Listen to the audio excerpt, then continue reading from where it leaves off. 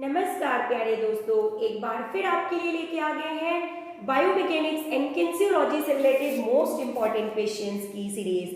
तो दोस्तों, मैं हूं आपकी होस्ट डॉक्टर सीमा तिवारी और स्वागत है आप सभी का आपके अपने यूट्यूब चैनल स्पोर्ट्स पॉइंट पर।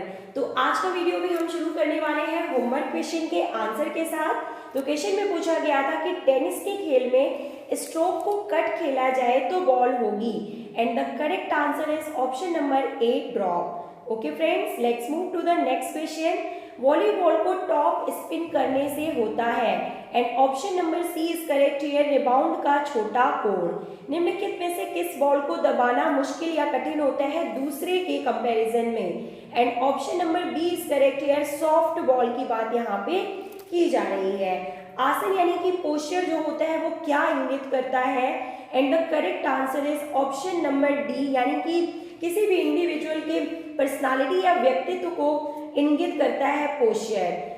शरीर को पंजे के ऊपर उठाना किस प्रकार के लिवर का उदाहरण होता है, and option number B is correct here, second class lever की बात यहाँ पे की जा रही है। Okay friends, let's move to next question, and the next question is asking कि हाथ की वह हरकत या मूवमेंट जिसमें अंगूठा पांचवी उंगली को स्पर्श करता है कहलाती है, and the correct answer is option number C.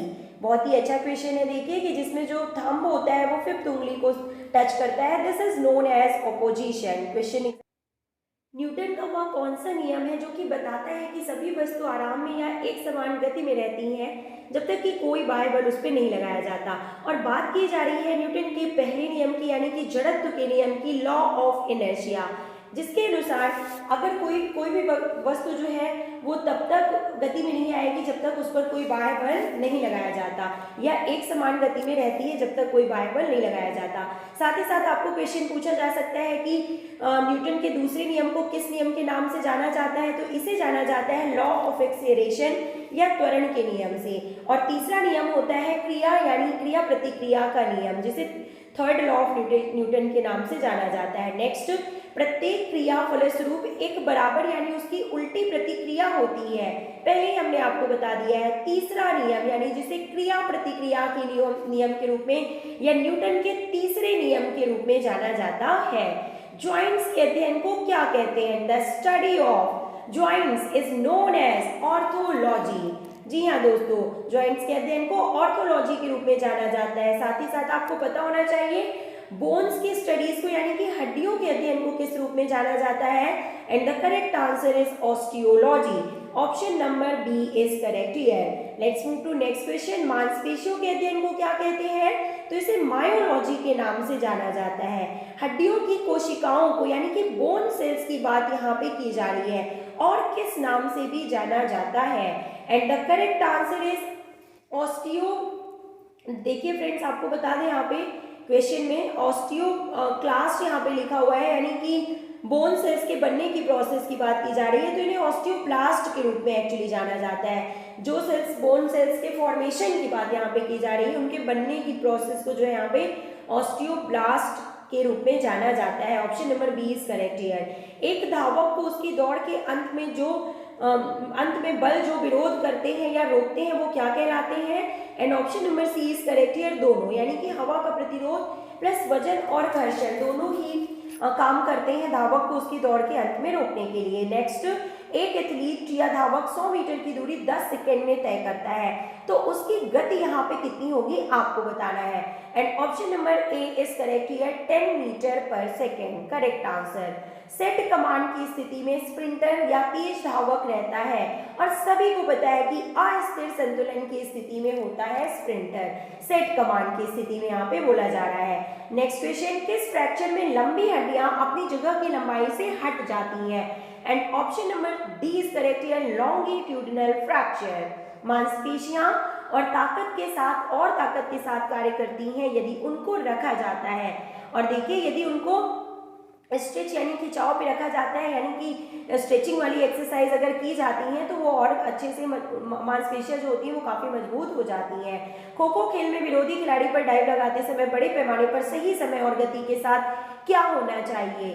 And the correct answer is option number A, accuracy. जो कि खो खो का मुख्य जो स्किल होता है वो एक्यूरेसी होता है, कि जो प्लेयर्स होते हैं उनमें एक्यूरेसी होना बहुत जरूरी है। नेक्स्ट क्वेश्चन, किस गतिविधि में डॉर्सीफ्लेक्शन का मौजूद होना मूल्यवान है, यानी कि सबसे ज्यादा महत्व रखता है? And option number B is correct here, cycling के ऊपरी चरण में। नेक्स्ट क्वेश्चन, जॉइंट और मांसपेशी में जो रिसेप्टर्स पाए जाते हैं या लगे होते हैं उन्हें किस नाम से जाना जाता है? Option number C is correct here, proprioceptors. जी हाँ दोस्तों, इंपॉर्टेंट क्वेश्चन है, ये भी एग्जाम में पूछा जा सकता है। लेटिमस डॉर्सी का ताकतवर रूप में प्रयोग होता है। And the correct answer option number C, swimming and rowing जो होता है इनमें यानी कि स्विमिंग और रोइंग में लेटिमस डॉर्सी जो होता है इस मसल का काफ़ी यूज होता है। और ये लेटिमस डॉर्सी जो है ये पीठ यानी बैक मसल्स, बैक में पाई जाने वाली मसल्स होती हैं, जो कि सबसे चौड़ी मसल के रूप में भी जानी जाती हैं। एक वस्तु की अधिक से अधिक गति निर्धारित करते हैं। And option number A is correct here, अधिक से अधिक दूरी तय करना। नेक्स्ट क्वेश्चन, फुटबॉल में गेंद को गोल में डालते समय जो चैंपियंस होते हैं वो क्या देखते हैं, किस चीज की सबसे ज्यादा आवश्यकता होती है? And option number D is correct here, goal. Next question, javelin throw में किस कौशल की आवश्यकता होती है? Option number B is correct here, projecting. Next question, पैर को आगे उठाने की मूवमेंट एंकल जॉइंट को क्या कहते हैं? And option number C is correct here, पैर के आगे उठाने की मूवमेंट यानी एंकल जॉइंट के पास इसे क्या कहते हैं? Option number C is correct here, dorsiflexion. हड्डियों के कार्यात्मक भागीदार होते हैं और इसका जो करेक्ट आंसर है वो ऑप्शन नंबर सी है, यानी कि स्केलेटल मांसपेशी की बात की जा रही है कि हड्डियों के साथ जुड़ी जो मसल्स होती हैं वो क्या होती हैं? स्केलेटल मसल्स होती हैं। जो मांसपेशियां बोन से जुड़ी होती हैं स्केलेटल मसल के रूप में जाना जाता है। नेक्स्ट क्वेश्चन, वेलोसिटी का फॉर्मूला क्या होता है? And option number B is correct here, कुल दूरी बटे समय। नेक्स्ट, संकुचन की मूल इकाई क्या होती है? And the correct answer option number D, sarcomeres are known as the basic unit of contraction. एक सीसॉ यानी झूले की बात की जा रही है, कौन से लिवर का एग्जाम्पल होता है? And option number A is correct here, class first liver. Important questions की सीरीज है फ्रेंड्स, पूरा और लास्ट तक जरूर देखिएगा।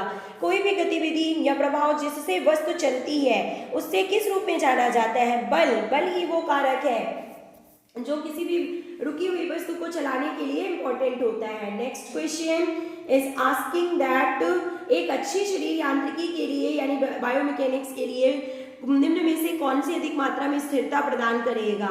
And the correct answer option number B, एक बड़े आधार का सहारा। जी हाँ दोस्तों, अगर यहाँ पे बॉडी बायोमैकेनिक्स की बात की जा रही है कि एक अगर बॉडी का बैलेंस बनाना है या अच्छी शरीर यांत्रिकी की हम बात कर रहे हैं तो कौन सा फैक्टर होता है जो सबसे ज्यादा स्टेबिलिटी प्रोवाइड करेगा? इंपॉर्टेंट क्वेश्चन है।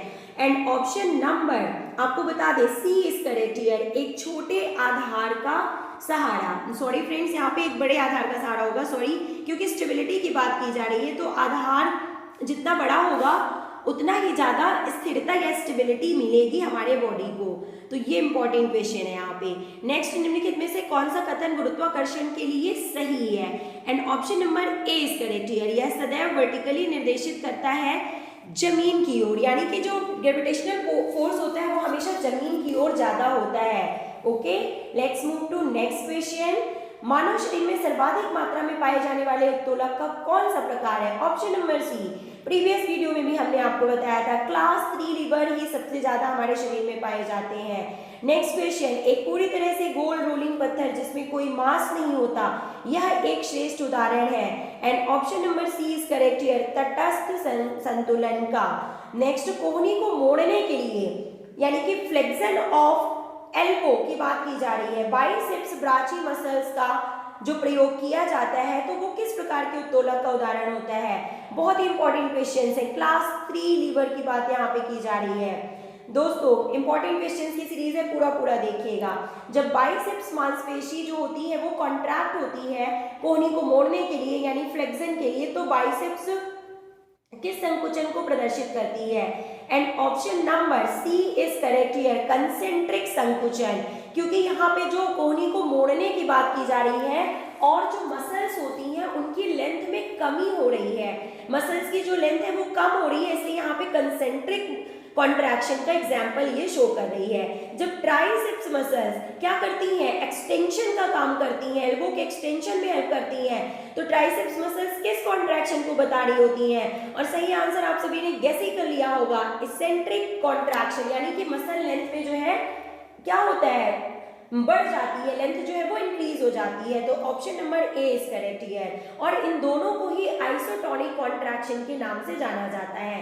जब एक हड्डी की अवतल यानी कि कॉन्केव सतह पर दूसरी हड्डी की कॉन्वेक्स यानी कि उत्तल सतह फिट होती है या सही बैठती है तो उसे किस ज्वाइंट के रूप में जाना जाता है, इंपॉर्टेंट क्वेश्चन एंड बात की जा रही है सैडल ज्वाइंट की, जो कि साइनोवियल यानी कि फ्रीली मूवेबल जॉइंट्स का एक प्रकार होते हैं। नेक्स्ट क्वेश्चन, निम्नलिखित में से कौन सा जोड़ फेलेंजेस में पाया जाता है, and option number D is correct here, hinge जोड़। नेक्स्ट, निम्नलिखित में से कौन सी मूवमेंट कोहनी नहीं कर सकती है, elbow can not do this movement, and option number B is correct here, rotation. Extension, supination, pronation होता है लेकिन रोटेशन नहीं कर सकती। जब शरीर गति में होता है तब कौन सी मांसपेशी संकुचन करती है, तो देखिए जब भी शरीर जो होता है या कुछ जहाँ पे मूवमेंट हो रही होती है तो वहां पे जो मसल काम करती है, कॉन्ट्रैक्ट होती है, वो क्या होती है, एगोनिस्ट, और उसके अपोजिट जो काम करती है वो क्या होती है, एंटागोनिस्ट, जो कि मूवमेंट को रोकती है। नेक्स्ट, निम्नलिखित में से किस क्रिया में गति की निरंतरता का उदाहरण है, and option number D is correct here, सभी, discus throw, pole vault, hammer throw, all are correct. Axial skeleton system में कितनी बोन्स मौजूद होती हैं, and option number D is correct here, 80, आपको पता होना चाहिए। और साथ ही साथ एपेंडिकुलर जो स्केलेटन होता है उसमें कितनी हड्डियां होती हैं, तो 126, तो 80 plus 126 is equal to total 206 bones हमारी बॉडी में पाई जाती हैं। डेल्टाइड मांसपेशी किसकी एंटागोनिस्ट या विरोधी मांसपेशी होती है, and option number A is correct here, latissimus dorsi. Boxer's muscles हमारी बॉडी में कहाँ पे पाई जाती हैं, सेरेटस एंटीरियर जो होती हैं इनको बॉक्सर मसल्स के रूप में भी जाना जाता है। मानव शरीर की सबसे लंबी यानी कि लॉन्गेस्ट मसल की बात की जा रही है, option number C is correct here, sartorius, जिसे टेलर्स मसल के रूप में भी जाना जाता है। और मानव शरीर की सबसे भारी मांसपेशी कौन सी है, and option number C is correct here, gluteus maximus, जो कि हिप मसल के रूप में जानी जाती है, नितंब पेशी होती है, वो सबसे भारी है, यहाँ पे सबसे आप कह सकते हैं बड़ी मांसपेशी के रूप में जानी जाती है आपकी ग्लूटियस मैक्सिमस, और सबसे लंबी जो होती है वो होती है सार्टोरियस मसल, और ये कहाँ पाई जाती है, ये जो होती है टेलर्स मसल के रूप में जानी जाती है। सबसे लंबी और सबसे मजबूत हड्डी मानव शरीर में कौन सी है, तो option number D is correct here, सबसे बड़ी की बात की जा रही है, फीमर हड्डी जो है वो सबसे बड़ी हड्डी होती है हमारे बॉडी की, और सबसे छोटी जो होती है वो कौन सी होती है, तो आपको बता दें स्टेप्स मसल यानी कि स्टेपेडियस जो कि कान में पाई जाती है। फीमर के बाद दूसरी सबसे लंबी हड्डी कौन सी होती है, option number B is correct है, टिबिया, जो कि पैरों की हड्डी है। सबसे छोटी हड्डी मानव शरीर की कौन सी है, तो आपको पता है, पहले हमने बता दिया है, steps, option number C is correct है। मानव शरीर की सबसे छोटी कंकालीय मांसपेशी कौन सी है, and option number D is correct है, स्टेपीडियस। नेक्स्ट, मानव शरीर का विशालतम बाह्य अंग है जिसको साधारणतः सबसे विशालतम अंग या सबसे बड़ा अंग कहा जाता है, और एक्सटर्नल की बात की जा रही है, एक्सटर्नल, तो आपने कैसे कर लिया होगा, त्वचा यहाँ पे जो है स्किन जो है, option number D is correct here. और इंटरनल जो सबसे बड़ा ऑर्गन है वो क्या है, तो liver is correct answer. Latissimus dorsi स्थित होती है, और पहले हमने आपको बता दिया है कि ये पीठ की मसल है, सबसे चौड़ी मसल के रूप में हमारे बॉडी में जानी जाती है। स्टर्नम कहाँ पे स्थित होता है, and option number C is correct here, छाती में यानी कि वक्ष में, थोरैक्स रीजन में पाया जाता है। जाइगोमेट्रिक हड्डी स्थित होती है किस भाग में, गाल के किस भाग में पाई जाती है, जाइगोमेट्रिक हड्डी पूछा जा रहा है, and the correct answer option number D, खोपड़ी में पाई जाती है यानी कि स्कल बोन है। निम्नलिखित में से कौन सी हड्डी हाथ में स्थित नहीं होती है, option number D is correct here, patella, क्योंकि ये पैर की मुख्य हड्डी के रूप में जानी जाती है। Now the last question of the series, इनमें से कौन सी हड्डी टांग में नहीं पाई जाती, तो देखिए आपको पता है कि जो फीमर है वो पाई जाती है, टिबिया और फिबिया भी पाई जाती है, यानी कि कार्पल जो होती है वो कलाई की हड्डी होती है जो कि हाथ में पाई जाती है, इसलिए ये पैर में नहीं पाई जाती। And it's time for homework question now. Hip joint का मुख्य जो प्रसारक यानी एक्सटेंसर होता है वो क्या होता है? हिप जॉइंट को एक्सटेंड करने वाली यानी कि एक्सटेंशन मसल के रूप में कौन सी जानी जाती है? Sorry, flexion and extension. तो extension of hip joint is function of which muscle? आपको इस क्वेश्चन का आंसर हमें कमेंट बॉक्स में लिख के बताना है।